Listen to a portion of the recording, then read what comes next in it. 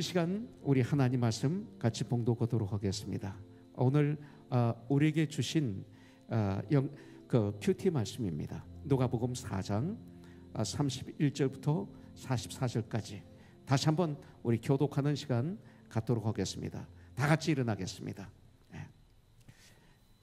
교독하죠. 갈릴리의 가버나움 동네에 내려오사 안식일에 가르치심에 그들이 그 가르치심에 놀라니 이는 그 말씀이 권위가 있음이로라.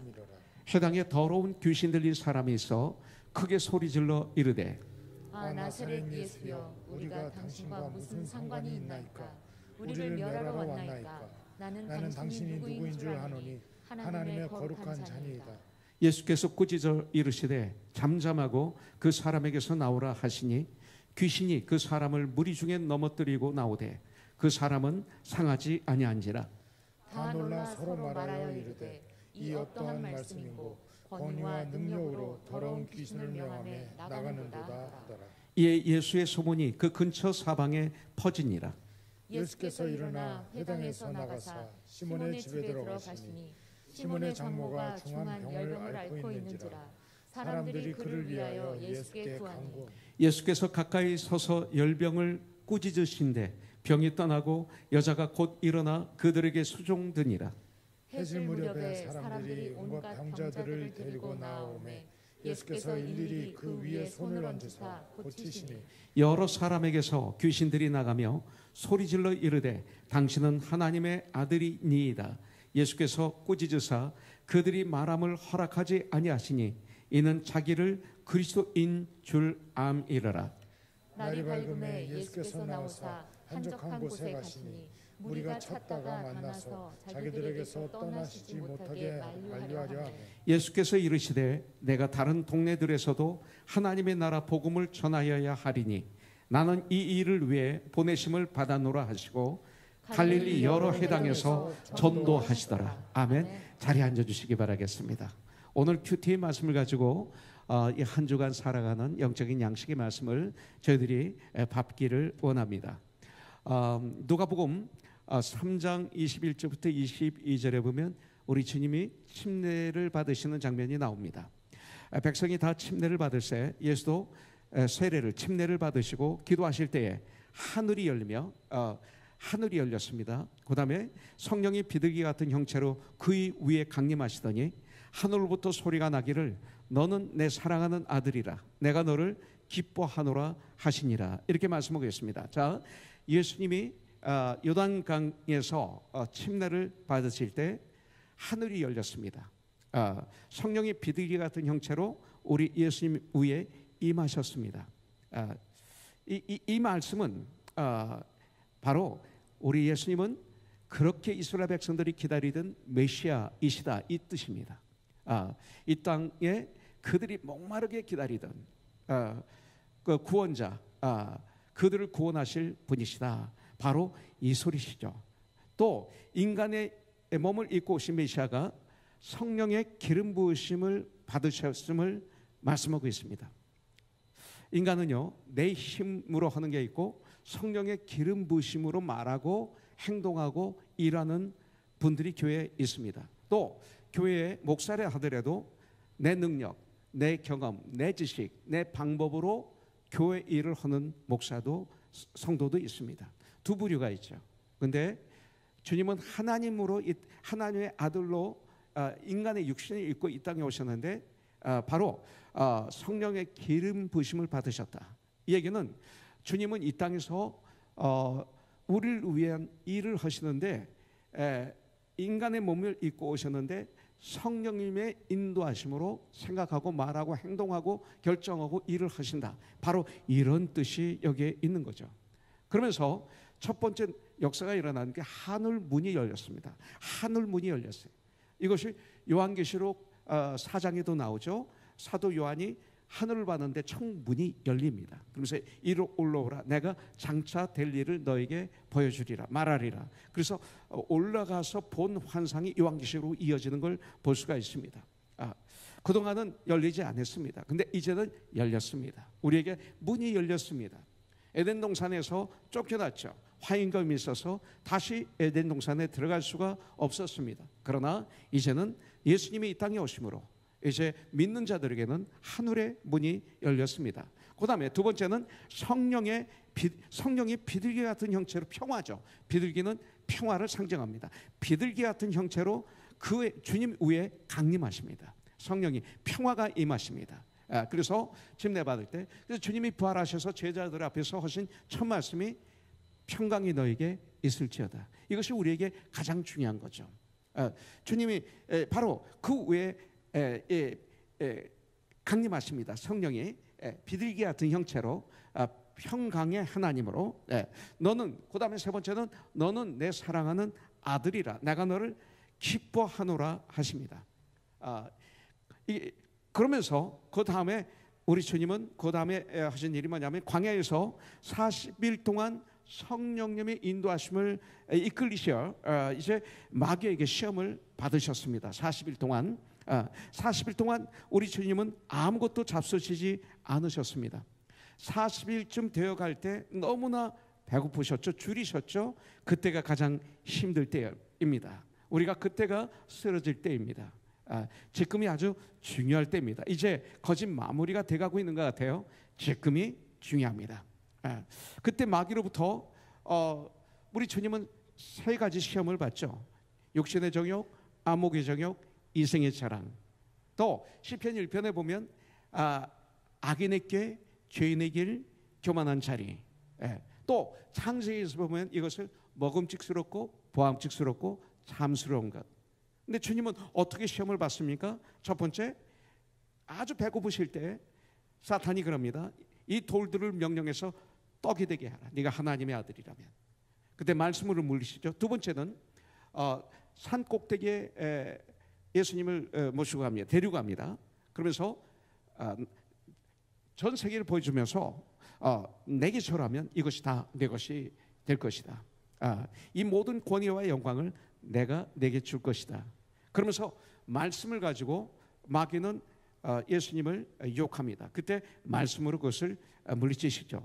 마지막 세 번째는 성전 꼭대기에 데려가서 네가 만일 하나님의 아들이면 여기서 뛰어내리라 하면서 하나님 말씀을 인용하면서 예수님을 시험합니다. 그때 이 마귀의 시험을 예수님은 다른 것 가지고 이기시는 게 아니라 말씀으로 이기십니다. 그래서 디모데전서 4장 5절에 보면 오직 말씀과 기도로 거룩하여 지니라. 말씀과 기도로 이기느니라 이거죠. 그래서 말씀으로 예수님은 마귀 사탄의 그 세 가지 시험을 물리치셨습니다. 지금도 이런 여러 가지 유혹과 어려움과 재난과 시험이 우리에게 닥칩니다. 그때 우리의 생각, 우리의 경험, 우리의 지식, 우리의 방법으로 하면 저와 여러분들은 죽습니다. 이것을 말씀을 통해서 분별하고 말씀을 통해서 잘 결정해서 뚫고 나갈 때 오히려 이 어려움이 변해서 우리에게는 엄청난 축복이 될 줄 분명히 믿습니다. 저에게는 그런 것이 이번에 이 팬데믹 기간을 통해서 제가 얼마나 축복을 받았는지 몰라요. 힘들고 어려웠지만 그 어려움 가운데 기도로 그 어려움을 뚫고 나가서 승리하며 여기까지 오게 해주셨어요. 아직도 전쟁이지만 지금까지는 말씀과 기도로 여기까지 오게 해주시고 샌안토니오 텍사스에서 그렇게 하나님 말씀을 날마다 묵상했는데 29년 전에 LA 와서 이 코너슨 교회를 하나님이 출발하게 하시면서 지금까지 사실은 1년에 성경을 3번 이상도 읽지 못했어요. 목사면 적어도 7번 정도 읽어야 되는데 그건 못 읽는 거예요. 너무나 바빠서. 근데 이번에 팬데믹 기간에 얼마나 말씀을 가깝게 깊이 접했는지 몰라요. 이것이 저에게는 엄청난 축복이었어요. 그러면서 저 자신을 말씀을 통해서 들여다보게 하시고 깎아내고 다듬고 피고 구부러진 거 피고 썩은 부분을 잘라내는 그런 시간을 하나님이 허락해 주셨어요. 오히려 저는 영적으로는 저에게는 엄청난 축복이 됐어요. 주님이 부르시면 네, 지금 갑니다라고 I'm ready라고 자신 있게는 얘기하지 못하지만 그래도 거진 이제는 거기까지 하나님이 이 어려운 상황 속에서 허락해 주셨어요. 근데 말씀으로 물리치게 해주셨어요. 제 능력을 가지면 안 되죠. 예. 그리고 이것이 바로 성경에 나오죠. 시험을 받으셨지만 주님은 오히려 그 후에 성령의 능력으로 갈릴리로 돌아가십니다. 40일 금식하셨으면 얼마나 피곤하시겠어요. 근데 그 후에 성령의 능력으로 갈릴리로 가시는 모습을 보게 됩니다. 어떤 사람은 시험을 받으면 하나님의 사랑을 의심합니다. 어려움이 생기면 왜 나에게 이런 어려움이 있어야 되는가 원망하고 불평하기도 합니다. 절망하고 좌절하기도 합니다.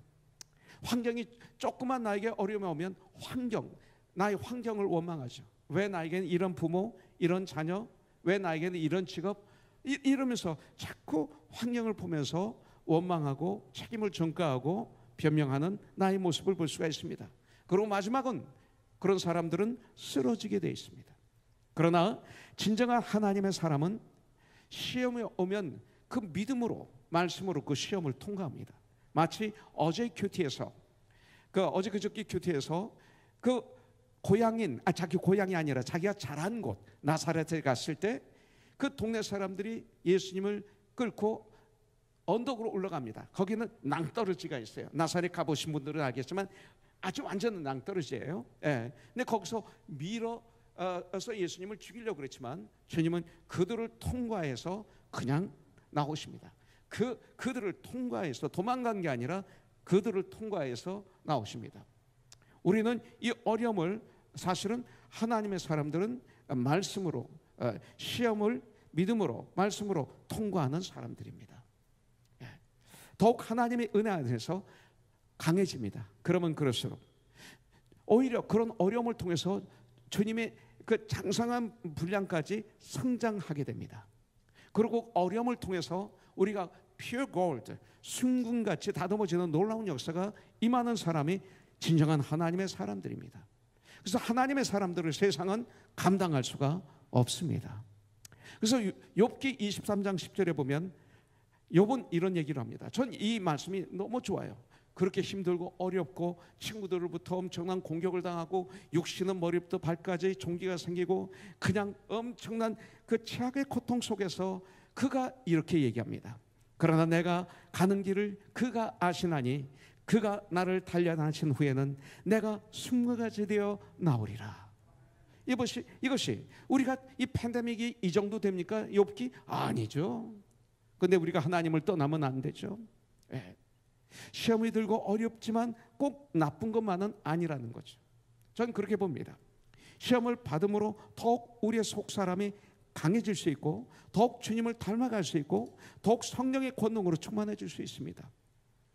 어제 저는 북한에서 600 몇십 일을 구치소에 있다 나온 저 가까운데 갑자기 이름이 생각 안 나네. 김현수 목사님, 이면수 목사님 사륙교회 소서에서 그 간증하는 얘기를 들었습니다. 그 시간이 자기의 최고의 고통의 시간, 인생의 최악의 힘든 시간, 막 손톱이 거진 빠지고 발톱이 빠지고 시커매지고 그 고생했던 그 얘기를 들어보면 엄청난 고생이었어요. 그런데 마지막에 이분이 하는 얘기가 자기 인생 중에 역설적이지만 그 시간이 자기에게는 가장 고귀한 시간이었다. 이렇게 고백하면서 그 이유를 대고 있더라고요. 저는 거기에 어그리합니다. 저는 거기에 감히 따라갈 수는 없지만 서대문 구치소에서 그 짧은 한 120일 동안 있는 동안에 있었던 그 시간은 저에게 잊을 수가 없는 BC와 AD가 된 시간이었습니다. 참 고통의 시간, 억울한 시간, 또 정말 힘든 시간이었는데 지금 와서 되돌아보면 그 시간은 저에게 아주 귀중한 시간이었습니다. 이번에 이 팬데믹이 저와 여러분들에게 그런 귀한 시간이 되기를 주님의 이름으로 축복합니다.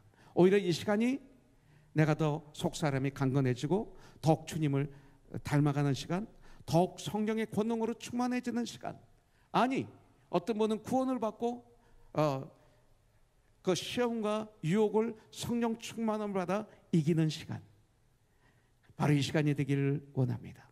또한 시험에서 예수님은 승리하셨지만 여러분들 마귀는 영원히 예수님을 떠나지 않았습니다. 13절에 보니까 마귀가 모든 시험을 다한 후에 얼마 동안 떠나니라. 저와 여러분들이 이 땅을 사는 동안 절대로 마귀는 떠나지 않는다. 얼마 동안 떠나지? 정말 십자가에서 승리하시기까지 마귀는 계속 어택했습니다. 제사장들을 통해서, 또 사두개인을 통해서, 바리새인을 통해서, 서기관들을 통해서, 백성들을 통해서 계속 어택했던 것을 볼 수가 있습니다. 그렇기 때문에 우리들은 항상 깨어 있어야 됩니다. 그래서 오늘 이제 이 말씀을 우리가 묵상하는 것입니다. 자, 2022년 누가복음으로 우리를 출발하게 하셨는데, 오늘 말씀을 통해서도 우리에게 주신 주제, 착한 사람, 사도행전 11장 24절, 25절, 26절, 곧 성령과 믿음이 충만한 사람, 곧 많은 사람들을 주님께 더하는 사람, 이분들이 착한 사람이에요, 성경에는. 그리고 5가지 찾아가는 사람, 내 돈을 들이고 시간을 들이고 정성을 들여서 명령해서 오라고 하는 명령자가 아니라 찾아가서 데리고 오는 사람, 희생하는 사람, 그리고 데려와서 혼자 독불장구처럼 일하는 게 아니라 함께 동역하는, 함께 섬기는 사람. 그래서 많은 제자들을 양육하는 그 사람. 그래서 1년 후에 저들은 그리스도인이라 칭함을 듣는 해가 바로 2022년입니다. 그러기 위해서 오늘 말씀을 통해서 한번 다짐하는 시간을 갖기를 원합니다. 31절 32절에 보면 갈릴리의 가버나움 동네에 내려오사, 나사렛에서 이제 가버나움으로 오셨습니다. 안식일에 가르치심에 그들이 그 가르치심에 논란이 있는 그 말씀이 권위가 있음이러라 그랬어요. 자, 우리는 주님을, 크리스찬이란 누굽니까? 예수님을 따라가는 무리들이에요. 예수님을 닮아가는 무리들이에요. 근데 주님은 어떻게 하셨어요? 주님은 어느 곳에 가시든지 권위 있는 말씀으로 가르치셨어요. 그러면 이것을 우리가 닮아가야죠. 그렇습니다. 주님이 자라나신 나사렛에 가셨을 때도 16절부터 20절입니다.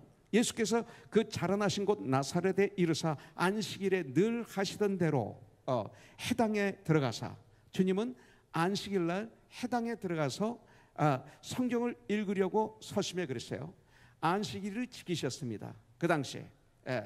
그러나 지금의 안식일은 언제예요? 안식 후 첫날, 주님이 부활하신 주일날이죠. 그래서 우리는 이렇게 모이는 것입니다. 늘 안식일에 늘 하시던 대로, 주님이 부활하신 날 늘 하던 대로 우리는 교회에 들어와서 이렇게 되는 것입니다.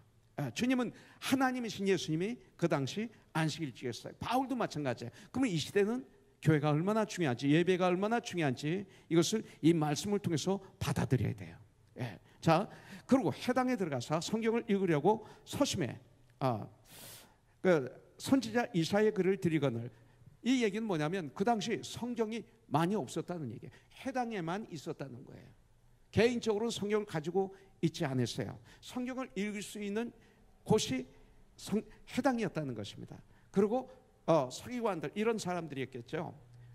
그리고 그 당시에는 글자를 읽을 수 있는 사람들이 많이 없을 때입니다. 중세시대 때도 글씨를 읽을 수 있는 사람들이 거진 없었어요. 그리고 그 당시에 성경은 신분인들만 봤지 성도들이 볼 수가 없었어요. 그래서 나온 것이 뭡니까? 그림으로 성경을 표현한 것들이 많이 나와서 그림이 그렇게 많아진 거예요. 그 당시 글을 모르기 때문에 그림을 통해서 성경을 배우게 되는 거죠. 이게 역사입니다. 그런데 그 당시도 마찬가지예요. 그런데 예수님이 목수의 아들이었습니다. 그런데 예수님이 하나님 말씀에 통달하고 있었잖아요. 그 얘기는 뭐예요? 말씀이 육신이 돼서 이 땅에 오신 예수님이기 때문에, 그렇기 때문에 예수님하고 대화를 하면 저는 하나님의 아들이라고 고백할 수밖에 없어야 돼요. 왜? 환경이 그런 환경인데요. 성경은 볼 수 없는데 누구보다도 하나님 말씀에 통달한 분이 예수님이었어요.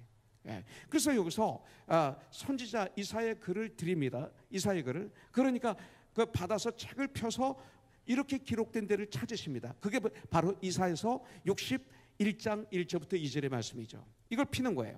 그러면서 18절에 보면 주의 성령이 내게 임하셨으니 이는 가난한 자에게 복음을 전하게 하시려고 내게 기름을 부으시고 나를 보내사 포로된 자에게 자유를, 눈먼 자에게 다시 보게 함을 전파하며 눌린 자를 자유롭게 하고 주의 은혜의 해를 전파하게 하려 하심이라 하였더라. 올해 저희들이 할 일이 이거예요. 이 일을 우리가 해야 되는 거예요. 그러면서 책을 덮어 그 맡은 자에게 다시 주십니다. 이렇게 책이 귀했던 거예요. 계속 들고 말씀을 전하는 게 아니라 다시 덮어서 읽기만 하시고, 그리고 그 맡은 자에게 이 책을 줍니다. 아주 귀했겠죠. 그리고 앉으시니 해당에 있는 자들이 다 주목하여 보더라. 이렇게 말씀하고 있습니다. 자, 말씀을 펴서 읽으시고 가르치셨습니다. 이 말씀은 뭐예요? 이사야 선지자가 장차 오실 메시아에 대해서 예언한 말씀입니다. 근데 예수님은 이 말씀을 읽으신 다음에 그들에게 뭐라고 말씀하십니까? 21절에 보니까 이 글이 오늘 너희 귀에 응하였느니라. 여기서 말하는 바로 이 사람이 바로 나다, 이 소리죠. 이렇게 선포하십니다. 나는 너희들이 생각하는 목수 요셉의 아들이 아니라 나는 기름 부음 받은 너희들이 그렇게 기다리던 메시아다. 이걸 알려주는 것입니다. 그러나 그 나사렛에서는 예수님이 자란 나사렛에서는 그들은 이 말씀을 믿지 않을 뿐 아니라 예수님을 죽이려고까지 했습니다. 그런 그곳에서는 우리 주님은 아무 기적도 행하지 않으셨어요. 그렇다면 왜 그랬을까요? 왜 기적을 행하지 않았을까요? 기적과 표적이 날마다 일어나야 돼요. 사실은 우리를 통해서 이 세상에 이런 능력이 일어나야 되는 거예요. 그런데 왜 이 시대 수많은 교회를 통해서 세상에 하나님의 기적과 표적이 드러나지 않고 오히려 나쁜 냄새가 그렇게 많이 날까요? 왜 세상의 손가락질을 그렇게 받을까요? 문제가 있는 거예요, 여러분들. 첫째는 뭐예요? 바로 그들의 나사렛 그 사람들은 하나님을 믿는다고 하는 사람들입니다. 그들의 불신앙 때문이었어요. 불신앙 때문에.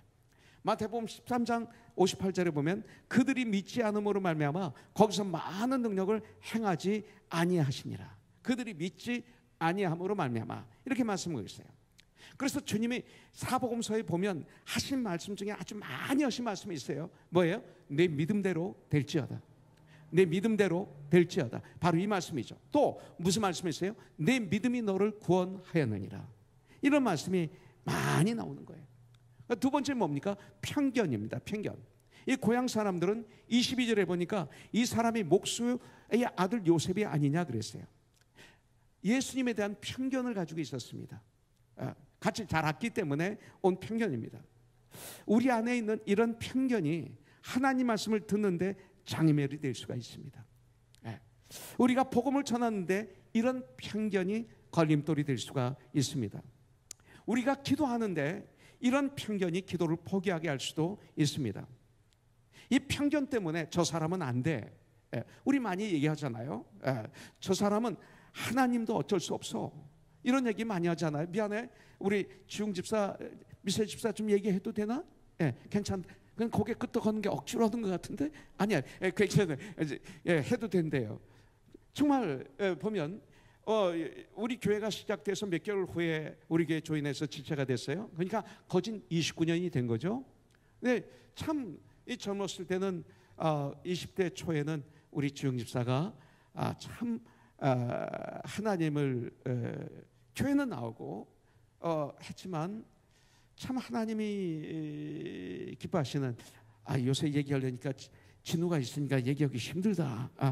참 그전에 막 얘기했는데 근데 이제는 그게 잘 안 되네요. 그게 어쨌든 참 나빴어요. 나빠서 미세 집사가 지웅 집사를 그 당시 짐승이라고 할 정도였으니까 그 당시에 저는 포기했죠. 정말 마지막에 포기했죠. 안 돼. 하나님도 안 되실 거야. 이제 나 포기해. 그랬는데 내가 포기하지 않고 기대했던 사람들은 우리 교회를 나가고 내가 포기했던 우리 지웅, 사랑하는 지웅은 회개하고 철저히 회개하고 변화되고 주님 앞에 돌아오더니 멋있는 하나님의 사람이 됐어요. 진짜 멋있는 하나님의 사람.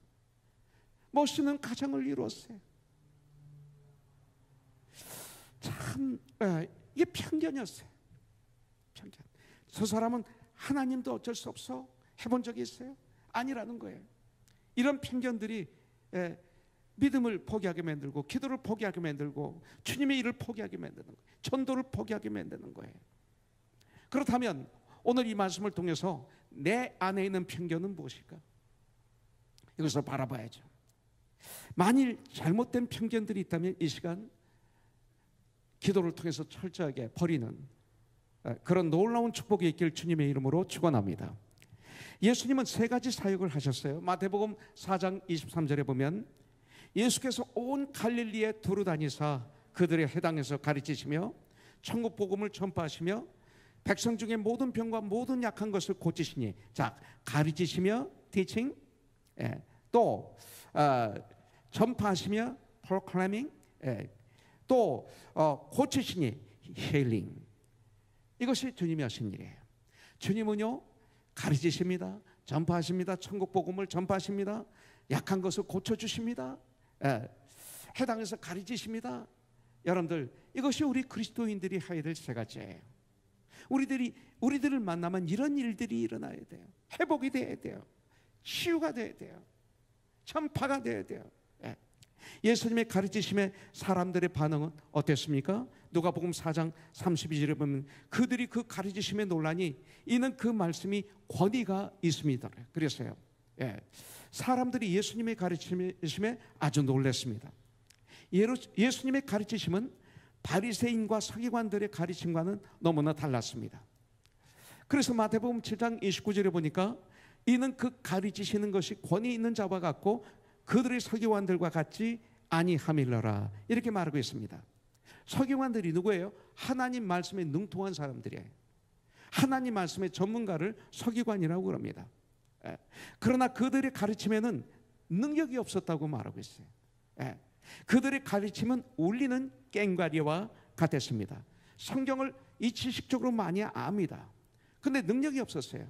왜냐하면 이 말씀을 전하는데 내 힘으로, 내 능력으로, 내 방법으로, 내 경험으로, 내 지식으로 전한 거예요. 그리고 그 전함으로 말미암아 내가 인기를 얻고 내가 존경받고 내가 대접받기를 원했던 거예요. 이것이 깨어있지 않으면, 성령의 기름 부으심을 받지 않으면 저와 여러분들에게 일어나는 현상이에요.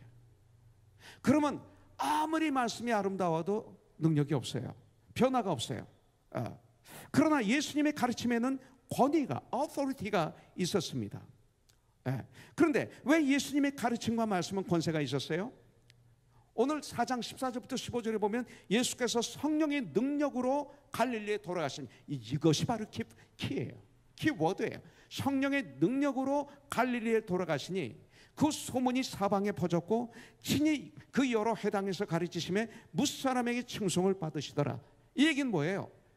왜 능력이 없어요? 능력 없는 비결을 가르쳐 드릴까요? 내가 대접받기 위해서 가르치면 능력 없어요. 내가 인기를 얻기 위해서 전하면 능력이 없어요. 내가 높임을 받기 위해서 전하면 능력이 없어요. 내가 주인이 되기 위해서 전하면 능력이 없어요. 전하는 사람들은 종의 모습이 돼야 돼요. 당연히 내가 할 일을 했을 뿐입니다 하고 사라져야 되는 거예요. 이런 것을 성령의 능력이라고 그래요.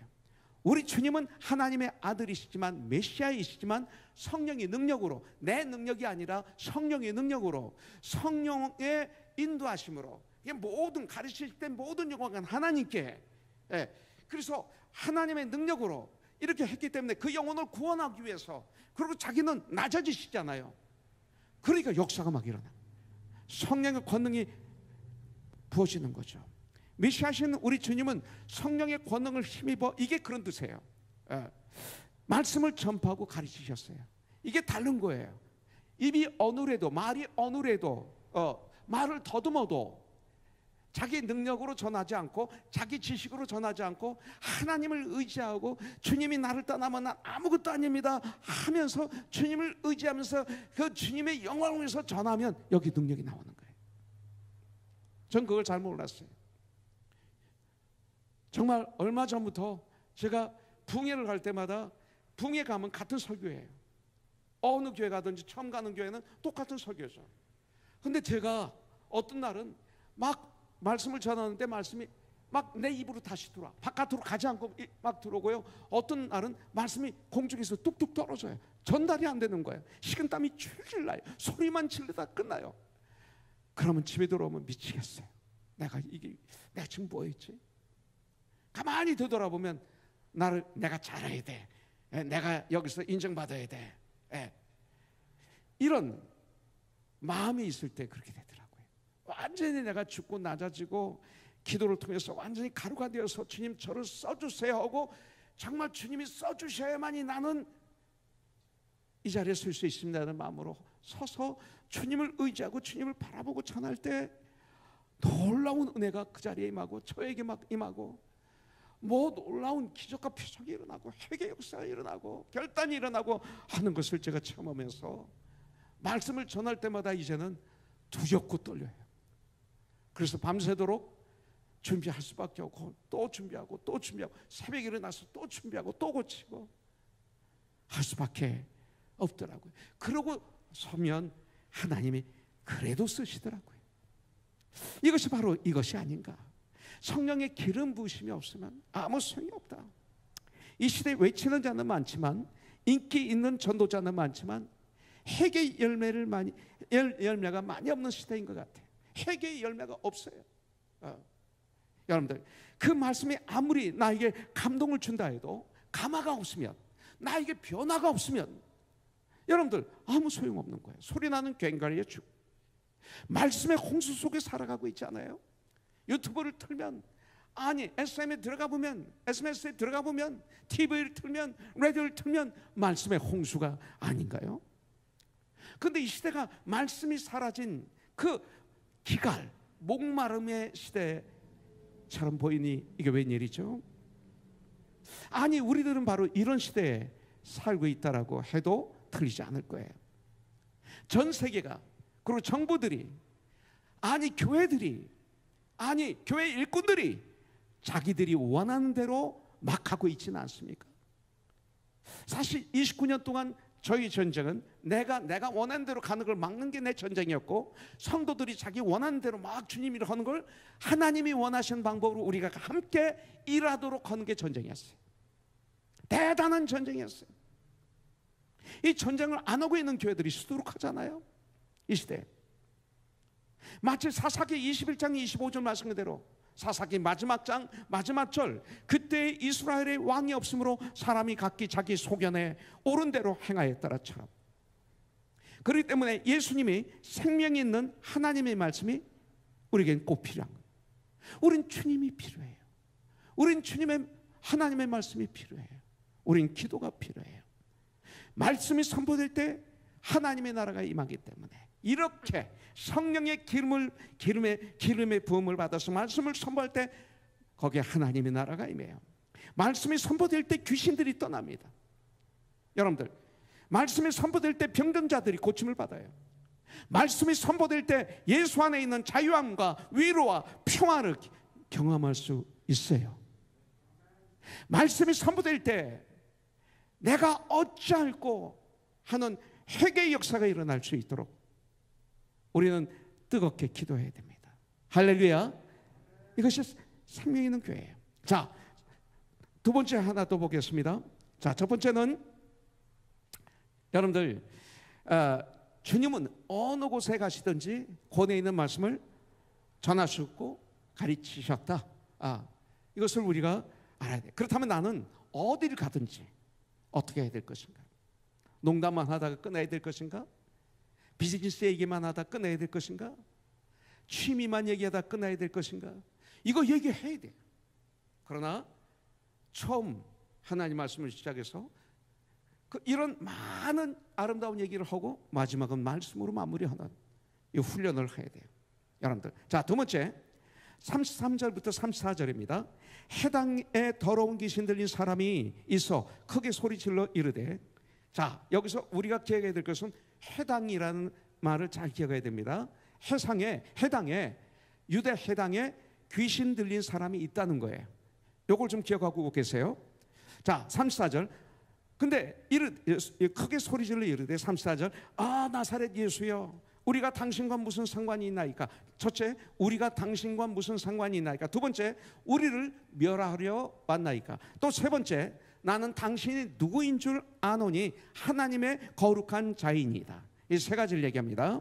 자, 예수님은 해당에서 말씀을 가르치고 계셨습니다. 그런데 많은 사람들이 예수님의 입에서 나오시는 이 권위 있는 말씀에 은혜를 받고 말씀을 듣고 있었습니다. 그런데 갑자기 33절, 해당에 더러운 귀신 들린 사람이 있어 크게 소리질러 이르되, 이렇게 말하고 있습니다. 자, 해당 안에 귀신 들린 자가 있다가 갑자기 주님의 말씀을 전하는데 갑자기 크게 소리질러 말하는 것입니다. 그런데 문제는 뭡니까? 원래 해당 안에는 이방인 못 들어갑니다. 그리고 세리들 못 들어갑니다. 그리고 창기들 못 들어갑니다. 귀신 들린 사람 절대 들어갈 수가 없습니다. 이게 해당입니다. 그렇다면 뭡니까? 그렇다면 이 귀신 들린 사람 평소에는 정상적인 삶을 살았던 유대인이라는 거예요. 예, 평상시 유대 해당에서 귀신 들린 모습을 드러내지 않았다는 것입니다. 그 사람이 귀신 들린 것을 그 해당에 나오는 모든 사람들이 몰랐다는 거예요. 예, 평상시에는 똑같이 행동을 했다는 것입니다. 하나님의 사람처럼. 그런데 주님의 권위 있는 말씀이 선포되니까 귀신 들린 사람이 갑자기 크게 소리를 지른 것입니다.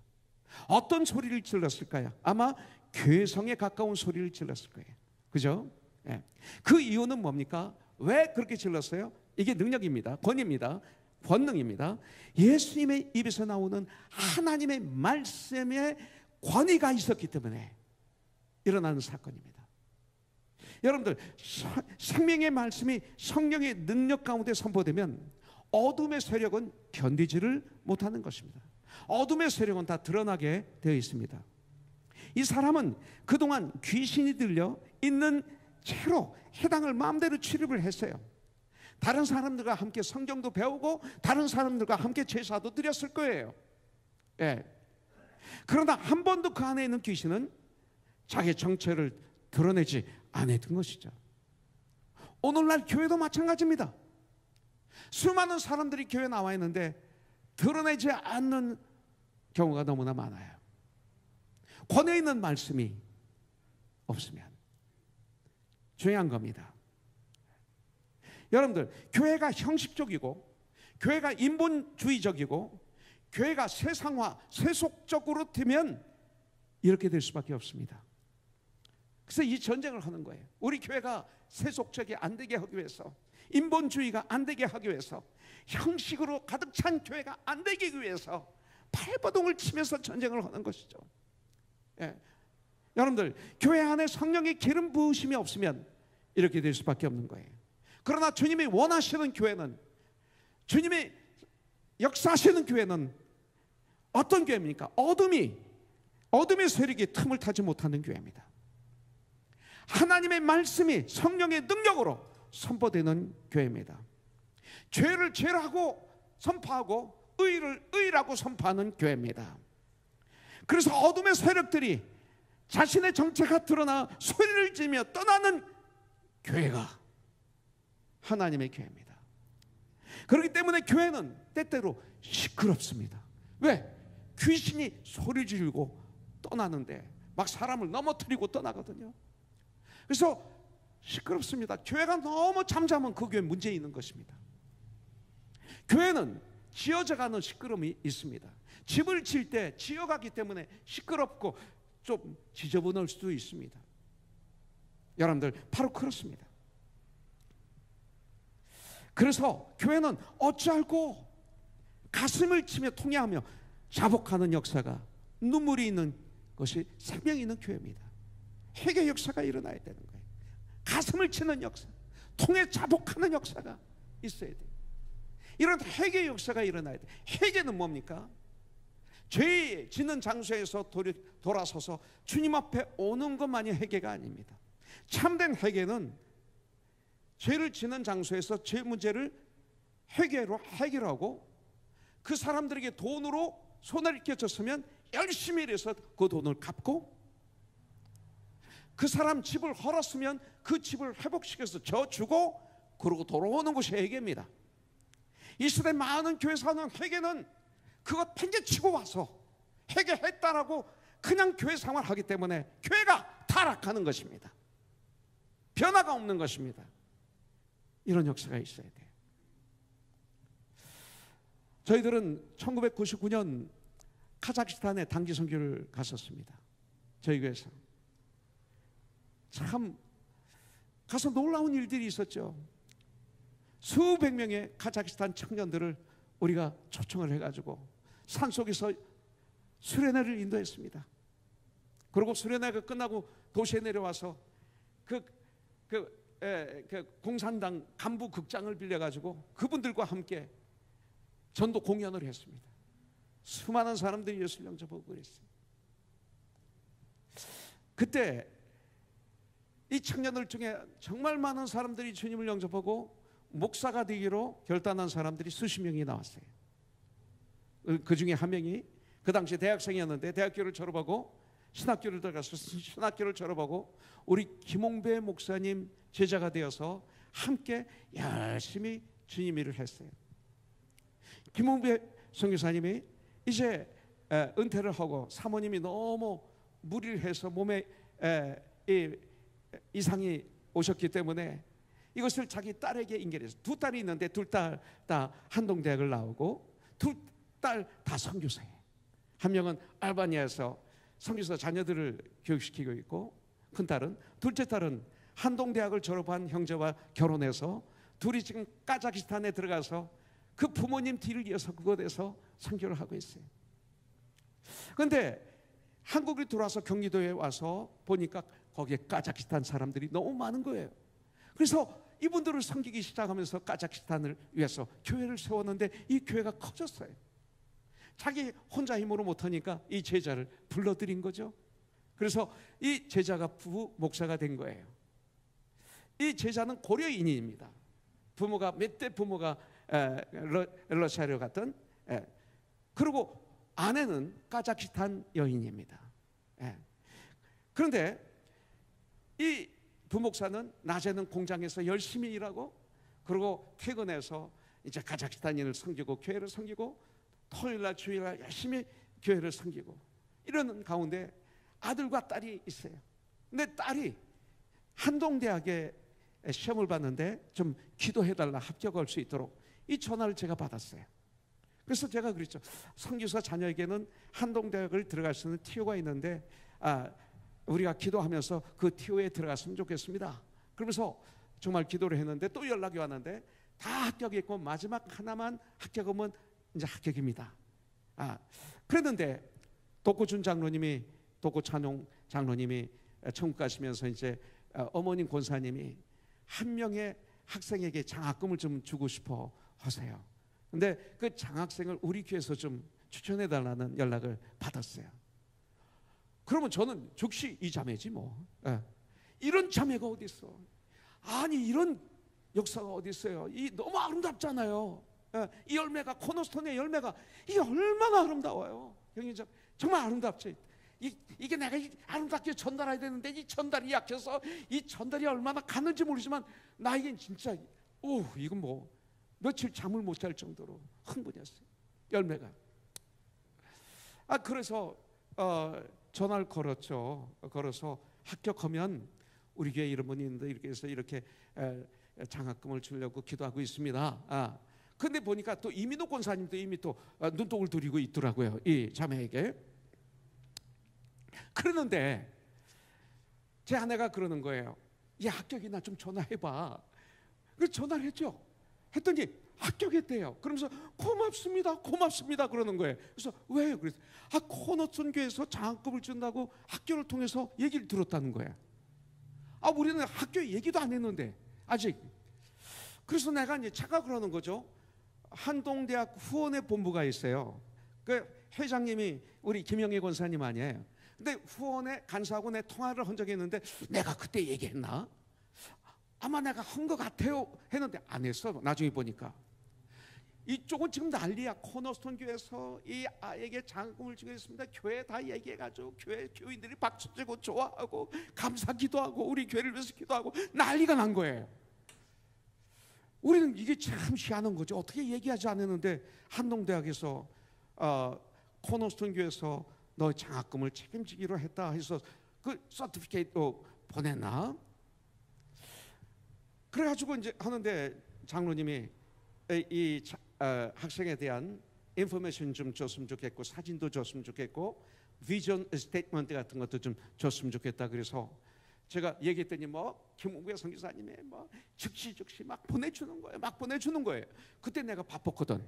그래서 먼저 내가 보고 보냈으면 괜찮은데 하나도 거진 안 보고 사진 대각 보고 글씨 대강 보고 야 멋있다 좋다 그리고 도구장님한테 다 보낸 거예요. 이걸 보내고 난 다음에 도구장님이 연락하더니 무슨 연락 왔냐면 다른 데서 장학금을 주면 우리는 안 줘도 되겠습니다 연락 오는 거예요.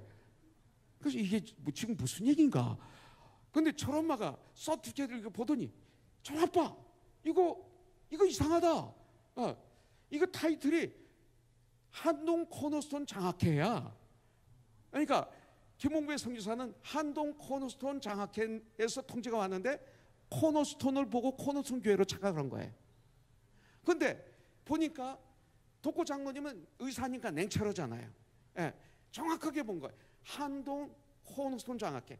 우리 교회와 한동대학을 한 20년 섬기다 보니까 우리 김영길 총장님이 장학회를 만드는데 우리 교회 이름을 중간에 넣은 거예요. 한동 코너스톤 장학회라고. 그래서 이게 학교에서 운영하는 장학회야. 이제 얘가 합격이 되면서 그 장학회에서 장학생을 주려고 이렇게 뽑았는데 그 중에 얘가 뽑힌 거야. 그런데 김홍배 목사님이 교회에서는 우리 교회에서 주는 줄 알고 우리 교회에서 매번 예배 드릴 때마다 감사기도 하고 축복기도를 한 거예요. 그러면서 이걸 알게 된 거죠. 그래서 아직은 정확하게 몰라요. 아직은 지금 김영애 권사님이 월요일 날 이제 한동대학교에 연락해서 정확한 인포메이션을 우리에게 줄 거예요.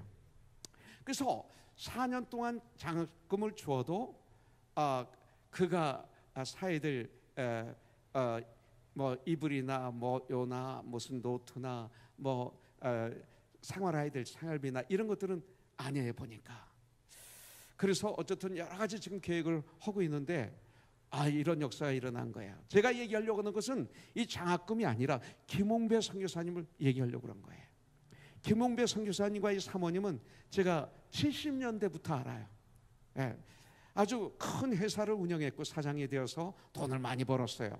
그리고 아내 되는 우리 사모님은 성악가예요. 그래서 제가 어디 간중 찬양 집회 가면 제가 같이 가자고 그랬어요. 그래서 같이 가서 이분이 성악으로 찬양하고 내가 간증하고 내가 찬양하고 끝나면 우리 김홍배 사장님이 우리에게 제일 맛있는 음식 대접하고 제일 호텔에서 우리를 재워주고 아주 좋은 차로 우리를 서울로 다시 데려가지고 하는 이런 관계를 가지고 살았었어요. 그런데 어느 날 친구를 위해서 보증을 섰는데 이게 사기인 거예요. 친구. 그래가지고 하루아침에 이 회사가 다 넘어가고 빚을 졌어요. 그런데 이분이 이 빚을 갚기 위해서 5년인가를 열심히 일을 했어요. 그래서 빚을 다 갚고 대전 침례신학대학을 들어간 거예요. 나중에 나이가 들었어요. 그래서 여기를 졸업하고 두 분이 카자흐스탄에 가서 선교를 했는데 별명이 하나 붙었는데 카자흐스탄의 언더우드라는 별명이 붙었어요. 이분이 이렇게 사역을 하시는 분이.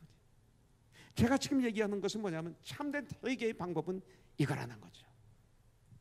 비록 친구를 통해서 그 보증을 쓰므로 자기 재산이 날아가고 억울하게 날아갔지만 빚을 진 것, 바로 이 김홍배 선교사의 빚진 것을 매년 동안 열심히 돈을 벌어서 다 갚고 신학교를 간 이 모습, 그리고 카자흐스탄에 가고 지금 여기까지 오는 그 과정, 이것이 회개예요. 이것이 참된 회개. 그래서 하나님이 쓰시는 것이죠. 여러분들 바로 이것입니다. 이런 역사가 우리에게 있어야 되지 않을까요? 여러분들 바로 이것입니다. 이런 역사가 우리에게서 많이 일어나야 될 줄 분명히 믿습니다. 여러분들 정말 감사한 일이 아닙니까? 자, 여기서 이런 역사가 일어날 뿐만 아니라 여러분들 이제는 힘차게 주님을 찬양하는 그런 감격의 찬양이 풍성하게 일어나게 돼. 바로 이것이 교회의 참모습이라고 말씀드릴 수가 있습니다. 주님의 교회는 우리 주님의 피 흘려 값주고 세우신 거룩한 교회죠. 그러므로 더러운 어둠의 세력들이 틈을 타지 못하도록 저와 여러분들은 깨어서 전쟁을 해야 되는 거예요. 자, 또 한 가지 크게 소리 지르면서 3, 4절에 보니까 나사렛 예수여 우리가 당신과 무슨 상관이 있나이까? 우리를 멸하러 왔나이까? 나는 당신이 누구인 줄 아노니 하나님의 거룩한 자니이다. 하나님의 거룩한 자니이다 그래요. 귀신도 주님을 알아요. 귀신은 예수님이 하나님의 아들이신 것을 알고 있습니다. 주님의 공생애를 이제 막 시작하셨기 때문에 아직 세상은 우리 주님을 모를 때입니다. 이 세상 사람들이 예수님이 누구신지 제대로 알지 못하고 있을 때 귀신은 예수님이 누구신지 정확하게 알고 있었습니다. 또한 귀신은 예수님에 의해 자신들이 멸망받을 것을 알고 있었습니다. 그렇기 때문에 뭐라고 그랬어요? 우리를 멸하러 왔나이까? 알고 있었다는 거예요. 귀신을 멸하러 오신 분이 예수님인 걸 알고 있었습니다. 그래서 요한일서 3장 8절에 보면 죄를 짓는 자는 마귀에게 속하나니 마귀는 처음부터 범죄함이라 하나님의 아들이 나타나신 것은 마귀의 일을 멸하려 하심이라. 이렇게 말씀하고 있는 거예요. 도둑질하고 죽이고 멸망시키는 마귀의 일을 멸하시기 위해서 인간의 몸을 입고 이 땅에 오신 우리 주 예수 그리스도. 귀신은 예수님에 대해서 지식적으로 알고 있었습니다. 야고보서 2장 19절에 보면 내가 하나님은 한 분이신 줄 믿느냐? 자는도다. 귀신도 믿고 떠느니라. 이렇게 말하고 있어요.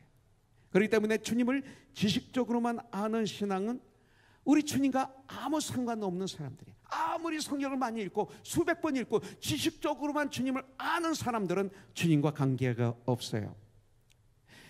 귀신 들린 자의 입을 통해서 나사렛 예수에 우리가 당신과 무슨 상관이 있나이까 고백한 것처럼 지식적인 신앙은 주님과 아무 관계가 없어요. 우리가 주님과 무슨 상관이 있습니까? 주님과 상관이 없잖아요. 이 소리입니다. 주님을 알고 있는 귀신이, 지식적으로 알고 있는 귀신이 우리 주변에 우리보다 더욱 예수님을 지식적으로 더 잘 아는 사람들이 많이 있을 거예요. 속지 마세요.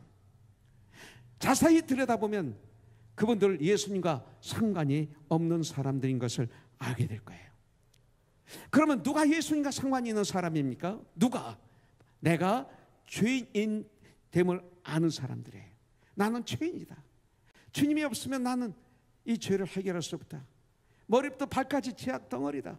이 손으로 만진 것, 발로 간 것, 눈으로 본 것, 귀로 들은 것, 머리로 생각하고 쌓아놓은 지식들, 이 내 마음의 보물처럼 가지고 있었던 이 모든 것들 가만히 말씀을 통해서 들여다보니까 더럽고 더러운 죄악 덩어리 아닙니까? 그게 우리들이에요. 그래서 죄인됨을 아는 것, 자신의 힘으로는 구원을 받을 수 없음을 아는 것. 그렇기 때문에 나를 위해서 2000년 전에 이 땅에 오셔서 십자가를 지시고 달려 죽으시고 3일 만에 죽음을 이기시고 부활하신 예수님을 나의 주인으로, 나의 구원자로 모셔드린 사람, 영접한 사람, 이 사람들은 예수님과 관계가 이루어지는 것입니다. 바로 이런 사람이 하나님의 사랑을 받으며 이 끊을 수 없는 하나님의 사랑으로 넉넉히 이 세상을 승리하며 살아가게 되는 것이죠. 귀신은 예수님과도 관계없고 예수님과 인격적인 교대도 나눌 수가 없는 게 귀신입니다. 예수님을 지식적으로 알고 있지만, 그렇기 때문에 사람이 귀신에 사로잡히면 하나님 말씀에 순종할 수 없습니다. 더러운 영의 지배를 받으면 하나님과 교제를 싫어하게 됩니다. 더러운 귀신의 지배를 받으면 말씀에 순종하는 것이 싫어집니다. 예배 드리는 것 싫어합니다. 교회에 오는 것 싫어합니다. 자, 하나 더 보겠습니다. 35절입니다. 예수께서 꾸짖어 이르시되 잠잠하고 그 사람에게서 나오라 하시니 귀신이 그 사람을 무리 중에 넘어뜨리고 나오되 그 사람은 상하지 아니한지라. 왜 잠잠하라고 말씀하셨어요? 여기서 보니까 나는 당신이 누구인 줄 아노니 하나님의 거룩한 자녀이다. 이렇게 말하니까 잠잠하라. 잠잠하고 그 사람에게서 나오라. 이렇게 말씀하신 것입니다. 예수님은 먼저 그 더러운 귀신 들린 자를 꾸짖으셨습니다. 그리고 잠잠하고 그 사람에게서 나오라고 명령하셨습니다. 예수님은 귀신과 타협하지 않았습니다. 그리고 달래지도 않았습니다. 또 타이르지도 않았습니다. 우리들은 귀신을 달래려고 그래요. 타이르려고 그래요. 타협을 해요. 아닙니다. 명령하셨습니다. 잠잠하고 그 사람에게서 나오라 명령하셨습니다. 그래도 귀신은 저항했습니다.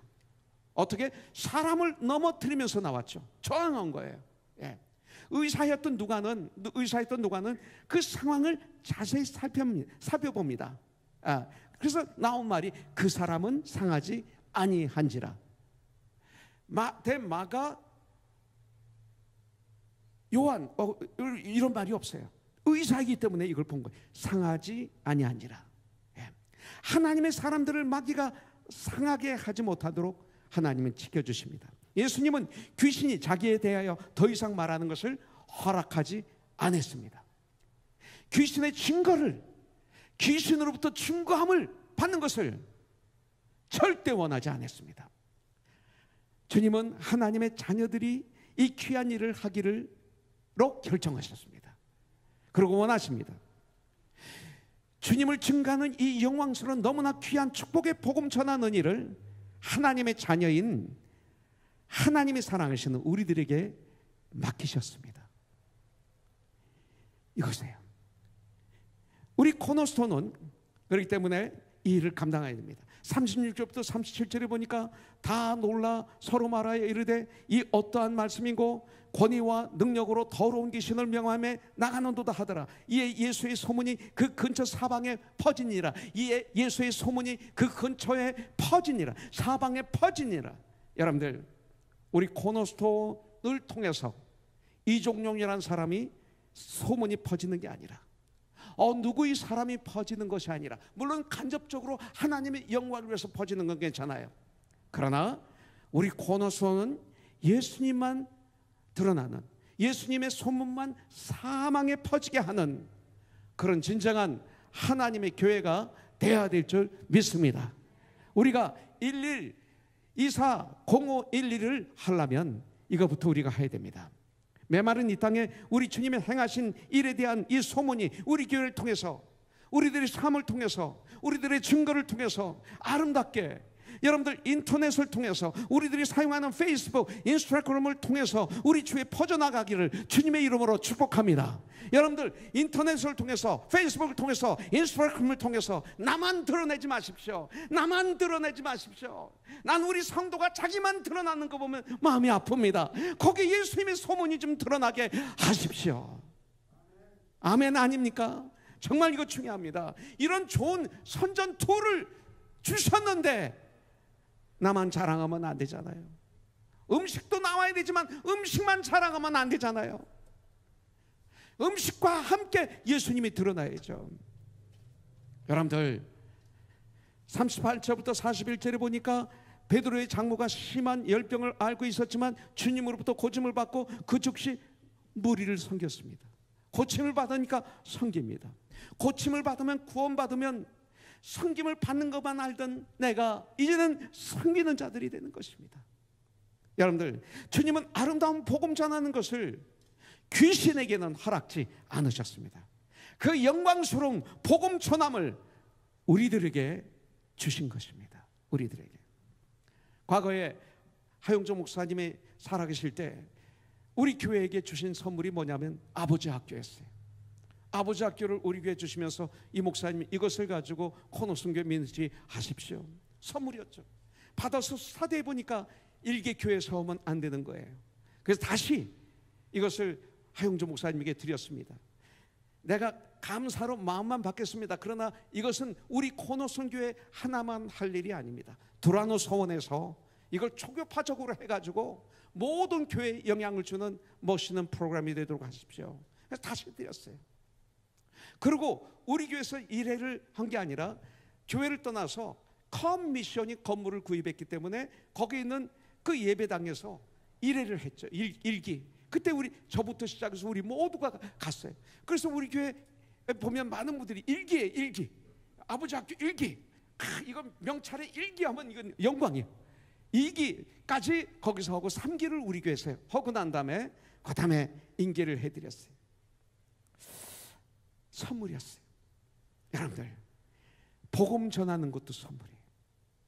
자, 근데 이제 마지막으로 한 가지만 보고 끝내는데 42절에 보니까 날이 밝음에 예수께서 나오사 한적한 곳에 가시니 무리가 찾다가 만나서 자기들에게서 떠나시지 못하게 만류하려 하며 그랬어요.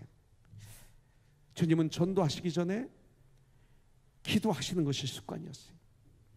전도하시기 전에 꼭 기도하셨어요. 저희들도 올해 이 한 가정에 한 명을 전도합니다. 여기서부터 시작하는 거예요. 하시기 전에 꼭 기도하는 습관을 갖는 2022년이 되길 주님의 이름으로 축복합니다. 예수님은 지금 한적한 곳에 가셨습니다. 기도하러 가신 것입니다.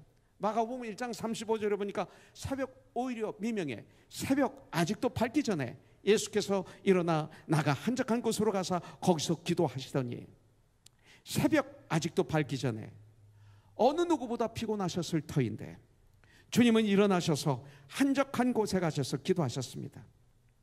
전날 귀신들을 쫓아내시고 병자들을 고쳐주시고 하신 주님, 얼마나 피곤하셨겠습니까?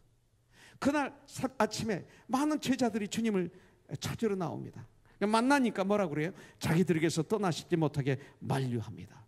누가복음에 보니까 주님은 그것을 떠나 다른 동네로 가십니다. 아니라 내가 다른 동네로 가야 하리라, 이렇게 말씀하십니다. 다른 곳에서도 하나님 나라 복음을 전하야 하리니 나는 이 일을 위해 보내심을 받았노라. 크리스찬이 뭡니까? To follow Jesus Christ. 예수님을 따라가는 무리 아닙니까? 그렇다면 우리도 바로 이렇게 해야죠. 43절 44절에 보니까 예수께서 이르시되 내가 다른 동네들에서도 하나님의 나라 복음을 전하여야 하리니 나는 이 일을 위해 보내심을 받았노라 하시고 갈릴리 여러 회당에서 전도하시더라, 이렇게 말씀했어요. 갈릴리 여러 회당을 다니십니다.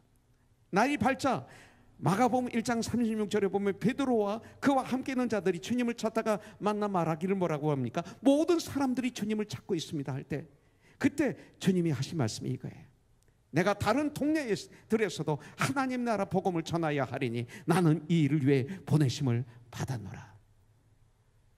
마태복음 20장 28절에 보면 인자가 온 것은 섬김을 받으려 함이 아니라 도리어 섬기려 하고 자기 목숨을 많은 사람의 대속물로 주려 함이라 그랬어요.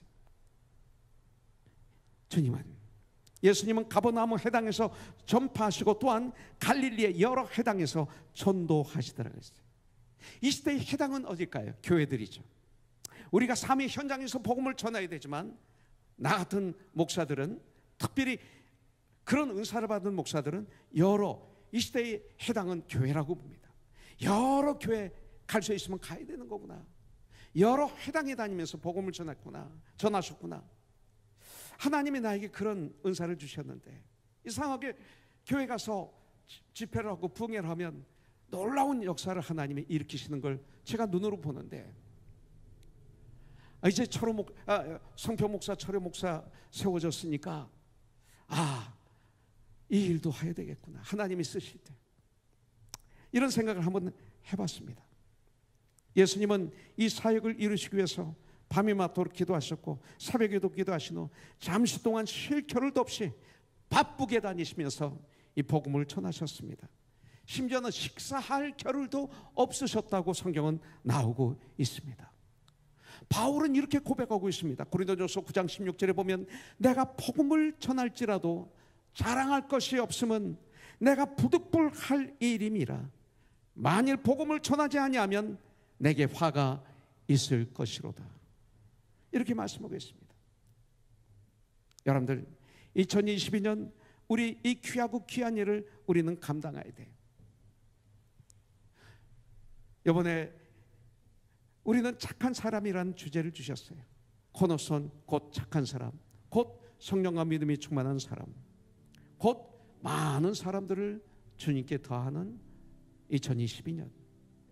25절, 다소에 있는 사울을 명령해서 불러오는 것이 아니라 그것까지 내가 직접 찾아가는, 물질을 들이고 시간을 들이고 정성을 들여서 고생하며 찾아가는 2022년. 그래서 그를 데리고 와서 독불 장군처럼 혼자 이러는 것이 아니라 함께 많은 사람들을 섬기는, 동역하는 2022년. 그래서 1년이 지난 송구 영신 예배를 드릴 즈음에서 그 주위 사람들이 우리 교회를 보다가 저들은 진정한 그리스도인이라고 인정함을 받는 코너스톤. 이것이 바로 올해 우리의 팀입니다. 귀신이 전하려 하니 잠자라라 명령하셨지만 우리들에게는 허락하셨습니다.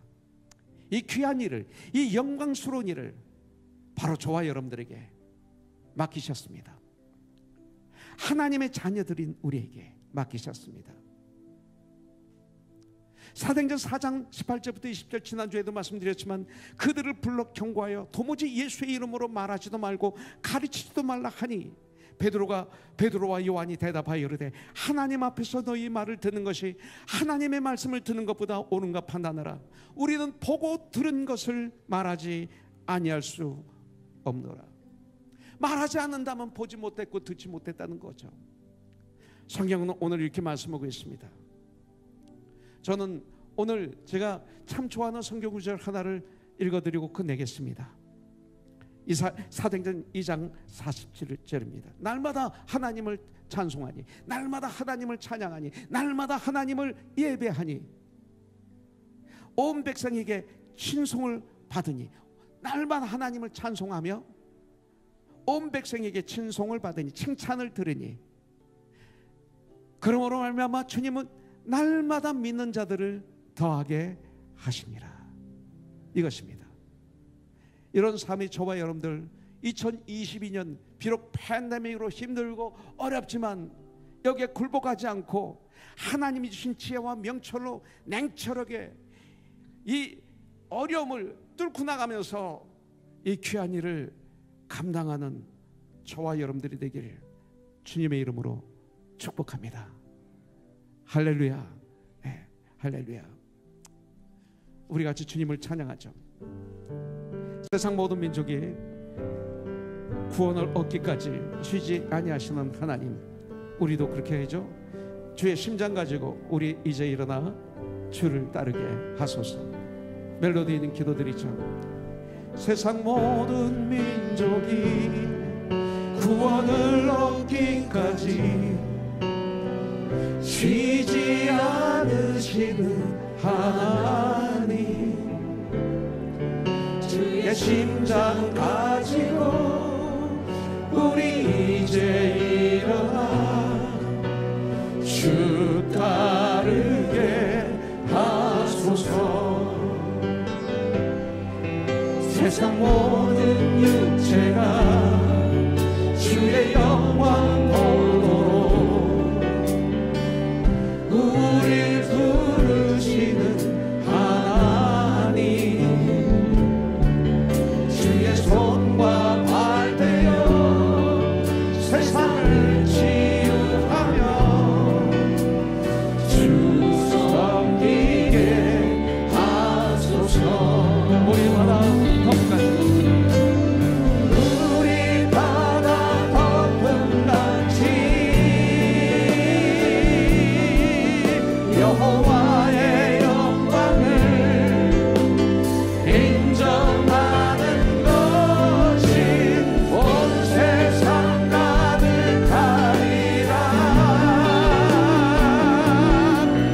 우리 바다 덮음같이 우리 바다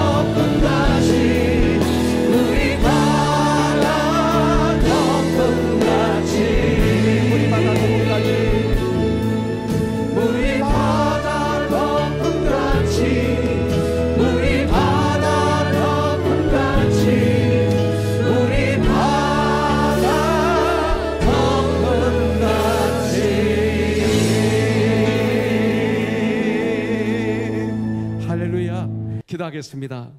주님 감사합니다. 이렇게 이런 상황 속에서도, 어떤 상황 속에서도 주님을 예배할 수 있도록 은혜를 베풀어 주신 것 감사합니다. 오늘도 예배가 우리 중심이 있게 하여 주시고 예배를 출발하고 예배로 마무리하는 우리 삶이 되게 하시니 너무나 감사합니다.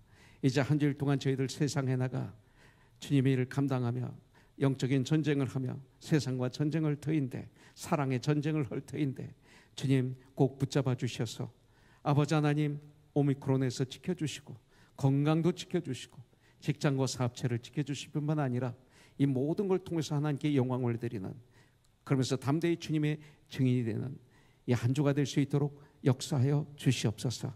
오늘 생일을 맞은 우리 인우를 위해서 기도합니다. 이곳에서 태어난 우리 인우 지금까지 잘 성장하게 해주셔서 감사합니다. 주님, 다니엘처럼, 요셉처럼, 신라 누가 마가 누가처럼, 디모데처럼 이 마지막 때 세상에 물들지 않고 하나님의 사람으로 잘 성장할 수 있도록 우리 인우를 축복하여 주시고 또 주디스를 축복하여 주시고 이 주의 생일을 맞은 모든 분들을 축복하여 주시옵소서. 오늘도 이렇게 신령과 진정으로 예배를 드리고 세상에 나가는 이곳에 있는 하나님의 사람들, 또 온라인을 통해서 함께 뜨겁게 예배를 올려드리는 모든 하나님의 사람들, 주님 축복하여 주시고 마음껏 사용하여 주시옵소서. 이제는 우리 주 예수 그리스도의 무한하신 은혜와 하나님 아버지의 극진하신 사랑과 성령님의 감동, 감화, 역사하심이 이렇게 신령과 진정으로 예배를 드리고 세상에 나가는 하나님의 귀한 자녀들에게 마음껏 축복을 내려주시고 사용하여 주셨기를 예수님의 이름으로 축복하며 기도드립니다. 아멘.